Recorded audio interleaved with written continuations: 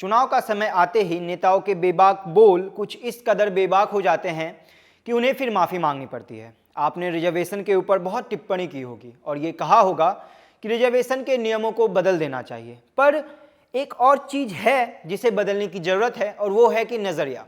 और ऐसा मैं क्यों कह रहा हूँ जानेंगे इस वीडियो में। नमस्कार, मेरा नाम है अमरदीप और आप देख रहे हैं vibes of India. Before we continue, make sure to subscribe to our channel and hit the bell icon for notification. शुरुआत करने से पहले कविता का एक अंश सुनाता हूं, जिससे आपको थोड़ा अंदाजा तो हो ही जाएगा कि मैं किस बारे में बोलना चाहता हूं।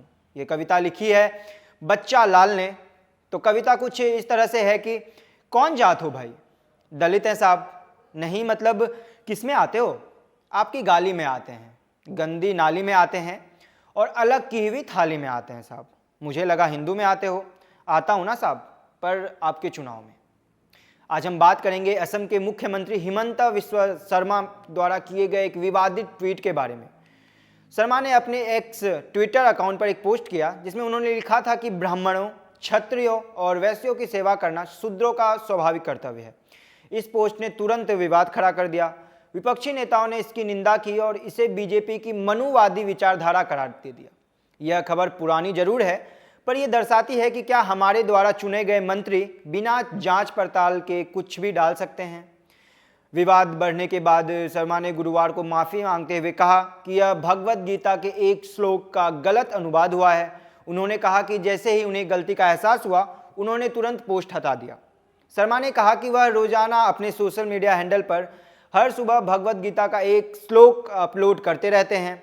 अब तक उन्होंने 668 श्लोक अपलोड किए हैं। उन्होंने कहा कि जिस पोस्ट को डिलीट किया गया है उसमें भगवत गीता के श्लोक का गलत अनुवाद किया गया था। अब लिख तो दिया था तो बवाल मचना तो था ही। सुनिए कांग्रेस अध्यक्ष मल्लिकार्जुन खड़गे ने इस पर संसद पे क्या कहा।